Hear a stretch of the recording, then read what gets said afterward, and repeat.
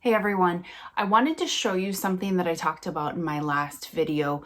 I talked about how in the pre-ictal phase, the time before a seizure is going to occur, we talked about how you're going to pick up on some of those signs that your dog does that's going to let you know seizure activity is more than likely coming. Well, one of those very common behaviors that you're going to see, I see it with my dog Ruby, is a very clingy behavior. Now she's a clingy dog already, but it just gets ramped up to a level that I find that if I can do something to kind of help her during that time, it's beneficial. So one of the things that I do that's super simple is using these lick pads. If you haven't seen these before, they're just these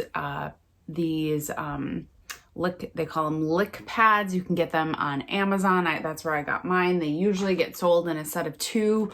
They have like different textures on them, and they're great because they can go right in the dishwasher. You put them on the top rack and they get cleaned up really easily.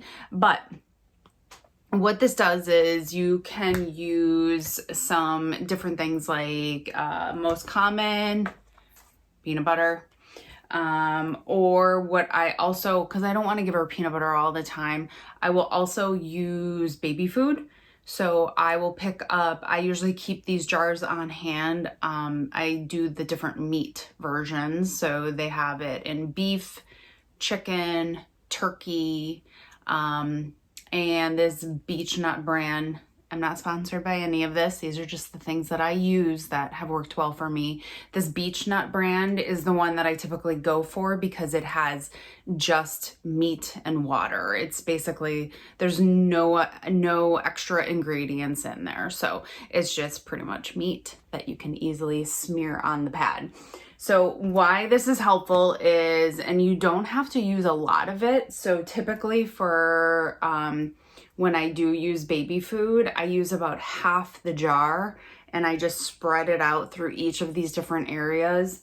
Put it on the floor. And what this does is when Ruby's in that state of like constantly wanting something, needing something, I'm sure she's feeling off because seizure activity is coming, that this really helps her focus in on something. So I've heard that licking behavior for a dog, it can be almost relaxing for them. So it helps her also. She's focusing all of her energy in on the lick mat, and she's very food motivated normally, but she tends to seem more hungry as we get closer to that seizure activity. So it helps with that too, where I don't have to really use that much on here, about half a jar, or I take just peanut butter, not too much of it. I just put it kind of enough that it is spread over most of each of the sections, so she's getting the different textures too, and she has to work hard to lick it off. So it's kind of focusing that extra and clingy energy that she has in on the lick pad. It also alleviates, it's alleviating her clinginess from me. So she's now focusing on something that she's super interested in. And this takes a while for her to really get everything up off of it. So it really is a nice thing that kind of can also help tire her out a little bit. She often will take a nap after using this, which is great for me. Just an aside, other than the seizures, she hates to be combed. She's a golden retriever, so we have to do that frequently. She hates to be combed, but I have to. The lick pad comes in handy for that as well. She always gets the lick pad, and then I can comb her for a really long time.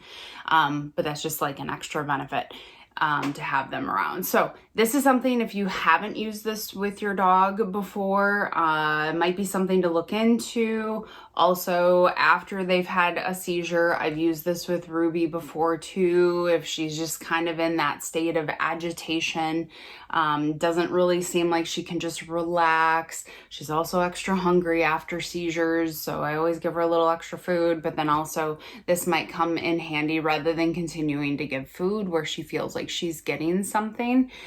Is really super beneficial. Another option, if you want it to last even longer, is you can use the different things like the baby food, the meat baby food on here. If you have wet food, if you use like canned wet food with your dog, you could use that on here. Or the peanut butter. You can prepare these ahead of time. So put everything on there and then put it in the freezer, and then when they go to use it, because it's frozen, it's going to take even longer for them to work everything off out of here. So it just kind of extends that time a little bit more. My one tip, not necessarily for peanut butter that sticks and stays on here. My one tip though is if you are using the baby food, some of the different meat options, make sure you put a towel down on the floor and then the lick pad on that. I've realized that with the meat versions, when she's licking, little specks of meat will kind of end up off of the pad. And so just so you don't have a mess afterwards to clean up, it's just easy to grab that towel and wash that stuff off, or just throw in the wash. So that's just one of my ideas. The lick pads have been huge for me. I really recommend them. They're super inexpensive. You can get them on Amazon, I'm sure, at any pet store. I'm guessing that they carry these too. I got mine on Amazon. So I'm hoping that tip helps, and I hope you have a good day. Thanks for learning with me as I continue to learn with Ruby. Bye.